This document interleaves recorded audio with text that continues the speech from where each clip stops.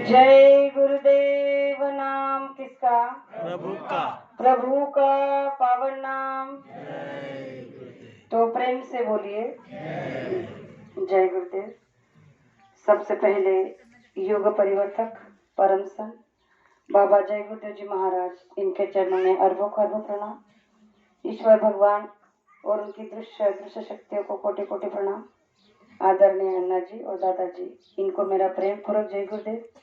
साथ ही साथ यहाँ पर उपस्थित दरने रवाने गाँव और दूर दराज से आए हुए सभी माता पिता भाई बहनों को, साथ ही साथ हमारे साकार प्रचार में चलने वाले सभी माता पिता भाई बहनों को बड़े प्रेम के साथ जय गुरुदेव। प्रेमियों, ये आपका बड़ा परम सौभाग्य है कि आज हम लोग जलगांव जिला अमरनेर तहसील से सभी लोग आए हैं और आपके गांव में इतने दूर अगर आए हैं तो कोई ना कोई उद्देश्य को लेकर ही आए हैं। आपके गांव में जो रैली सुबह से लेकर हम लोग घूम रहे थे, 4-5 गांव हमने किए हैं सुबह से, और आज यहाँ पर आपके इस गांव में समापन हो रहा है। तो इस समापन के पीछे भी एक बहुत बड़ा रहस्य है कि गुरु महाराज कहते हैं कि जहाँ पर जिसके भाग्य में ये सेवा लिखी होती है, जिन जीवों को सत्संग सुनने का मौका दिया जाता है, वहीं पर सत्संग का कार्यक्रम होता है। तो सत्संग एक ऐसा इस कलयुग का अमूल्य सार है जिसको पाकर संसार का हर एक मानव सुखी हो सकता है। आप कहोगे कैसे?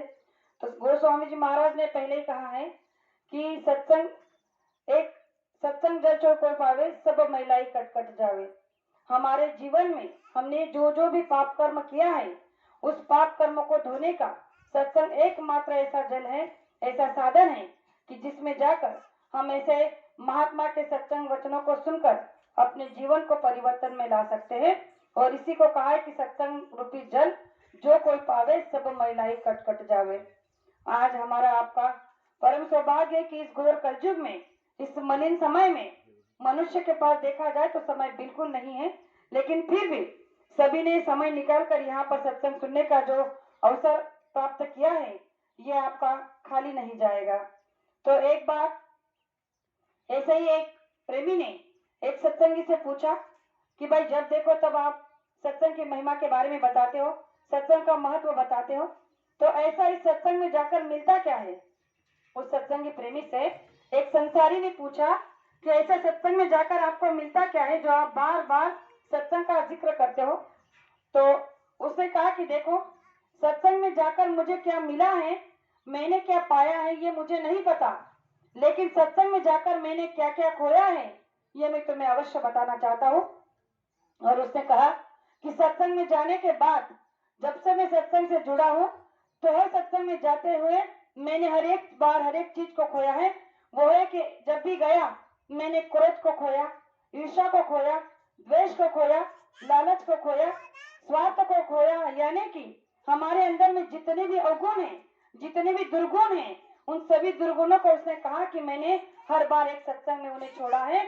और इसीलिए मुझे लगता है कि हमारे अंदर के अवगुणों को मिटाने का, हमारे अंदर के दुर्गुणों को भगाने का सत्संग एक मात्र ऐसा स्थान है जहाँ पर हम निर्मल हो सकते हैं। प्रेमियों, आज भी आप यहाँ पर आए हो तो आप खाली आप नहीं जाओगे। आपके अंदर में जो भी आपकी नेक मनोकामना होगी संसार को लेकर, उस मनोकामनाओं को आप गुरु महाराज के तस्वीर के आगे रख देना और उनके सामने एक संकल्प कर लेना कि आज के बाद आप जीवन में कभी मांस नहीं खाओगे, शराब नहीं पियोगे, आजीवन शाकाहारी रहोगे। अगर आपने ऐसा संकल्प कर लिया और गुरु महाराज से प्रार्थना की कि अगर हमारा ये काम, हमारा ये रुका हुआ काम या फिर जो भी आपने मनोकामना रखी है, ये अगर पूर्ण हो जाती है तो हम आजीवन शाकाहारी रहेंगे। अगर आपकी मनोकामना पूर्ण नहीं होती है तो आप जो चाहे कर सकते हो। प्रेमियों, आप कहोगे कि इतना आप विश्वास के साथ कह रहे हो, कोई तो प्रमाण होगा। बहुत प्रमाण है, लेकिन गुरु महाराज ने कहा कि ये मनुष्य शरीर आपको इसी काम के लिए मिला है कि जीते जी परमात्मा का दर्शन इसी मनुष्य मंदिर में होने वाला है। इसीलिए मनुष्य को इतना समझाया जा रहा है। आज हम देख रहे हैं कि संसार में 33 करोड़ देवी देवता है जो जिन्हें हम मानते हैं, उनके सामने हम दिन रात सर झुकाते हैं, मिन्नतें करते हैं, लेकिन फिर भी आज तक हमारी मन्नतें पूरी नहीं होती, हमारी जो भी मनोकामनाएं पूर्ण नहीं होती। क्यों? क्योंकि हमारी पूजा जो है अधूरी और जो है असफल है। इसीलिए गुरु महाराज ने कहा कि आपकी सच्ची पूजा संत महात्मा के चरणों में रखने के बाद ही हो सकती है। तो इस पर मैं आपको एक छोटा सा प्रमाण देना चाहती हूँ कि गुरु महाराज ने कहा कि मनुष्य शरीर में आने के बाद इंसान को केवल 3 बातों का ध्यान रखना चाहिए। एक गांव में एक सेठ जी थे, वो बड़ा ही नेक दिल और दरिया दिल थे। उनका एक स्वभाव था कि गांव में जब भी कोई महात्मा संत आते थे तो वो उनका बड़ा आदर तिथ्य करते थे, अपने घर ले जाते थे और उनका बड़ा स्वागत सत्कार कर उन्हें भोजन प्रसादी देते थे। और इन्हीं के स्वभाव के कर चलते गांव में उनकी बड़ी ख्याति हो गई थी। तो गांव में जब भी कोई ऐसे महापुरुष आते थे तो लोग उस सेठ जी के घर का पता देते थे। तो एक दिन एक महात्मा उस गांव में आए और उन्होंने पूछा कि मुझे कुछ समय के लिए विश्राम करना है, तो मुझे कोई ऐसा घर मिलेगा जो सात्विक होगा, शुद्ध शाकाहारी होगा और बड़ा ही मतलब प्रभु की प्राप्ति में लीन होगा। तो गांव के कुछ लोगों ने उन्हें बताया कि हाँ, हमारे गांव में एक ऐसे सेठ जी हैं जो बड़े ही दरिया दिल हैं और परोपकारी हैं, हमेशा आए गए का सेवा सत्कार करते हैं और संत महात्मा की तो बड़ी ही उनके प्रति उनके बड़ी लगाव और श्रद्धा है। तो उस सेठ जी के पास उस महात्मा को पहुंचाया गया। सेठ जी महात्मा को घर लेकर अपने घर गए और उनके घर में उनको बिठाया। उनकी पत्नी से कहा कि देखो, हमारा अहोभाग्य है कि आज हमारे घर पर ऐसे महात्मा पधारे जो बड़े ज्ञानी हैं, बहुत बड़े हैं, महान हैं, तो तुम इनकी सेवा करो। मैं अभी आया दुकान से। और वो दुकान पर चले गए। पत्नी से कहा कि इनकी बड़ी सेवा सत्कार करना।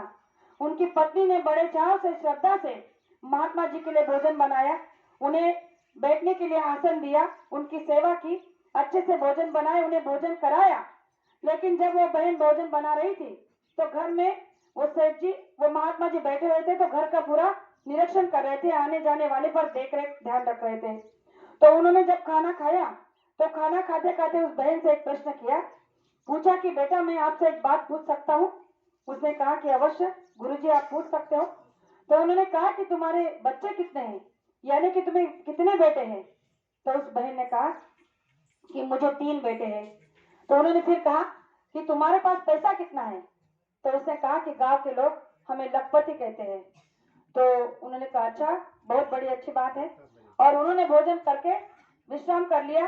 फिर कुछ देर बाद सेठ जी आए और उन्होंने कहा, सेठ जी को जब महात्मा ने कहा कि अब हमारा समय जाने का हो गया है, आप हमें छोड़ दीजिए, तो सेठ जी के साथ में महात्मा के साथ में सेठ जी गांव के बाहर तक उन्हें छोड़ने के लिए गए। तो रास्ते में चलते हुए महात्मा के मन में आया कि एक बार मैं वही सवाल इनसे पूछ लूं, इनका क्या जवाब है पता तो चलेगा। तो महात्मा जी ने उस सेठ जी से पूछा, क्या सेठ जी मैं आपसे कुछ बातें कर सकता हूँ? तो उन्होंने कहा कि पूछिए। कहने लगे कि आपके बच्चे कितने हैं? तो उस समय सेठ जी ने कहा कि मेरा एक ही बेटा है। अब महात्मा जी सोच में पड़ गए कि इनके पत्नी ने कहा कि हमें 3 बेटे हैं और मैंने भी उनके घर में 3 बच्चों को आते जाते देखा है, और ये बता रहे हैं कि मेरा एक ही बेटा है। फिर उन्होंने कहा कि आपके पास पैसा कितना है? तो उसने कहा कि मेरे पास में केवल 50,000 की धनराशि है। फिर उनको और विचार करने लगे कि इनकी पत्नी ने तो कहा कि लोग इन्हें लखपति कहते हैं, तो ये कितना झूठ बोल रहे हैं। तो तीसरा सवाल उनके मन में आया। तो उन्होंने कहा कि देखो, अब आपसे आखिरी सवाल करना चाहता हूँ कि आपकी उम्र क्या है? तो उस सेठ जी ने कहा कि मेरी केवल 40 वर्ष की उम्र है। अब महात्मा जी से रहा नहीं गया। उन्होंने देखा कि इनकी उम्र तो 60-65 साल की है और ये बता रहे हैं कि मेरी 40 साल की उम्र है। इनकी पत्नी ने घर में कुछ और बताया, इन्होंने बाहर कुछ और बताया। तो महात्मा जी ने सेठ जी से पूछा कि आपने मुझसे झूठ क्यों कहा? तो सेठ जी ने कहा कि हमने आपसे कभी कोई झूठ नहीं बोला, और जहां तक मुझे पता है कि संसार में चाहे भले किसी से झूठ बोल सकते, लेकिन आप जैसे महात्मा से तो कभी झूठ नहीं बोल सकते, और मेरा तो स्वभाव है कि मैं कभी झूठ नहीं बोलता। तो महात्मा जी ने कहा कि जब हमने आपके घर में आपकी पत्नी से पूछा कि आपको कितने बच्चे हैं, कितने बेटे हैं, तो उसने कहा कि 3 बेटे हैं। और जब आपसे पूछा तो आपने कहा कि एक ही बेटा है। जब हमने आपकी पत्नी से पूछा कि आपके पास कितना धन, कितना पैसा है, तो उसने कहा कि लोग उन्हें आपको लखपति कहते हैं, और आपने कहा कि केवल 50,000 की धनराशि है। और तीसरा झूठ जो मेरे सामने है, आपकी उम्र तो 65 साल की है और आप 40 साल की बता रहे, ऐसा क्यों? ये झूठ नहीं तो क्या है? तब सेठ जी ने महात्मा जी से कहा कि भले ही आपको मेरे सवालों का जवाब अटपटा लग रहा है, ये झूठ लग रहा है, लेकिन इसका सत्य वास्तविकता बहुत अलग है। तो महात्मा जी ने कहा कि जरा आप साफ विस्तार से बताइए। तब सेठ जी ने कहा कि मेरी पत्नी ने सही कहा कि मुझे 3 बच्चे हैं, और सच में मुझे 3 बच्चे हैं। लेकिन महात्मा जी आप ही बताइए, जो बच्चे माँ बाप के लायक नहीं हो, जो माँ बाप का अनादर करते हो, अपमान करते हो, आए गए का सेवा सत्कार नहीं करते हो, ऐसी संतान का होने से क्या मतलब। मेरा एक ही बेटा ऐसा है जो हमारे आज्ञा का पालन करता है, आए गए का सेवा सत्कार करता है, हमारे आदेशों का पालन करता है, बड़ा ही नेक और दरियादिल है। और इसीलिए मैं उन 2 बेटे को न होने के बराबर समझता हूँ। इसीलिए मैं आप जैसे महात्मा को सच्ची बात बताता हूँ कि दिल से मानने वाला मेरा केवल एक ही बेटा है जो एक नेक दिल है। तो महात्मा जी को उसकी बात सही लगी। फिर उन्होंने कहा कि मेरा दूसरा सवाल जो आपको झूठ लगा कि मेरे पास केवल 50,000 की धनराशि है, तो उसके बारे में भी मैं आपको बताना चाहता हूँ कि भले ही मेरे पास आज लाखों रुपए हैं, लेकिन जब मुझे पता चला कि अपने जीवन की पूंजी में से हम कुछ धनराशि अगर सत्कार्य में लगाते हैं, परमार्थ में लगाते हैं, अपने आत्मा की कमाई के लिए किसी अच्छे धर्म के कार्य में लगाते हैं, तो वही सच्ची हमारी पूंजी होती है, वही हमारा सच्चा धन होता है जो साथ में जाता है। तो जब से मुझे पता चला, उस दिन से लेकर आज तक मैंने केवल 50,000 का धनराशि ही ऐसे सत्कार्य में, धर्म के कार्य में खर्च किया है। तो आप ही बताइए, वो धन मेरा किस काम का जो मरने के बाद मेरे परिवार में, रिश्तेदारों में बांट दिया जाएगा। तो मैं उस धन का कोई मोल नहीं रखता। मैंने केवल 50,000 आज तक कमाया है और वही मेरी सच्ची पूंजी है। फिर आपने मुझसे कहा कि मेरी उम्र क्या है। भले ही मेरी उम्र आज 60-70 की है, लेकिन आप ही सत्संग में बताते हो महात्मा जी कि जिस दिन मनुष्य शरीर में आने के बाद पहुंचे हुए महात्मा से नाम का दान मिल जाता है और वो जीते जी परमात्मा का दर्शन इसी मनुष्य मंदिर में कर लेता है, तो आप कहते हो कि उसी दिन आपका पुनर्जन्म हो जाता है। तो आज से ठीक 40 साल का आयु इसलिए बताया क्योंकि इस बात को, यानी कि मुझे संत शरण में गए हुए 40 साल हो गए हैं और उसी दिन मेरा पुनर्जन्म हो गया था, और इसीलिए मैं अपने आप को 40 वर्ष का समझता हूँ। अब आप ही बताइए कि मैंने झूठ कहा या सच। तब महात्मा ने उसे अपने पास बुलाकर कहा कि तुमने बिल्कुल सच कहा, जो इस दुनिया का, इस संसार का वास्तविक सत्य है। आज हमारे पास में सांसों की पूंजी गिन कर मिली है, 100 साल की आयु भले मिली है, लेकिन आप अपनी छाती पर हाथ रखकर कहो कि हम पूरे 100 साल की आयु जी रहे हैं। आज तो देखा जा रहा है कि कोई 30, 35, 40 के उम्र में नौजवानों जैसे लड़कों को हार्ट अटैक आ रहा है। तो आप बताइए कि आपको 100 साल की आयु मिलने के बाद भी आप पूरी तरह से कैसे जी पाओगे। इसीलिए गुरु महाराज ने कहा कि जो मनुष्य शरीर आपको मिला है, ये प्रभु की प्राप्ति के लिए मिला है। संसार करो, बहुत अच्छी बात है, माता पिता की सेवा करो, पत्नी बच्चों की सेवा करो, उनका भरण पोषण करो, दुकान दफ्तर और खेती के काम को संभालते हुए दिन के 24 घंटे में से 22 घंटे संसार में लगा दो। केवल 2 घंटे में अपना सच्चा परमार्थ बना लो, जो सुबह 1 घंटा और शाम को 1 घंटा अपने ही घर में बैठकर आपको करना है। ना आपको गिरी के अंदर गुफाओं में जाना है, न एक पैर पर खड़े रहना है, न 9 दिन भूखा पैसा रहना है, और न एक परिवार को छोड़कर संन्यास लेना है। बताइए, इतना सीधा और सच्चा रास्ता जब आपको मिल रहा है तो आप क्यों चुक रहे हो। मनुष्य शरीर एक बार मिलेगा, बार बार नहीं। इसीलिए हमारे तुकाराम महाराज भी बता कर गए कि एक एक योनि कोटि कोटि फेरा, मग लागे मनुष्य वारा। ये मनुष्य शरीर इतना आसान नहीं है प्रेमियों, जो अब के बार मिला है तो मरने के बाद तुरंत मिल जाएगा। कहने के लिए बहुत सारी बातें, लेकिन समय को देखते हुए मैं आपसे इतना ही कहना चाहूंगी कि ये मनुष्य शरीर एक बार मिला है, दोबारा नहीं मिलेगा। जीते जी परमात्मा का दर्शन मनुष्य मंदिर में करना ही इस मनुष्य शरीर की सच्ची कमाई है, सच्चा महत्व है।